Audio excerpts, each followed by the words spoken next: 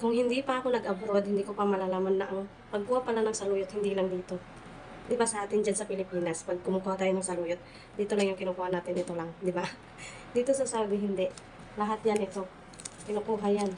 Basta maganda pa yung dahon, kinukuha. Hanggang dito 'yan sa baba.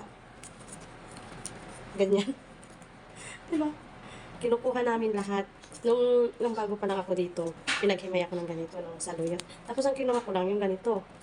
Kasi yun lang naman yung alam ko eh. Tapos sabi sa akin ng amo ko, sabi niya, bakit ang liit? Sabi niya ganyan, kukunti daw yung saluyot, sabi niya. Sabi ko yan lang naman. Alam mo, kinangkalan yung basurahan.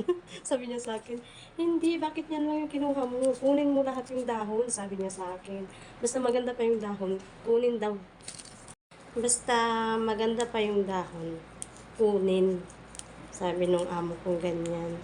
Tapos dito, ang saluyot, di ba ang dulas-dulas na. Sa Pilipinas, hindi natin ino-overcook to kasi madulas masyado. Dito, binablender pa talaga namin. Sobrang dulas. Tapos nilalagyan ng, ng manok. Ganyan. Kung tutuusin, kung maarte ka, hindi mo yun kakainin kasi sa sobrang dulas, parang maiisip mo na parang, siya, parang oops, ganun. Kaya bawal sa maarte.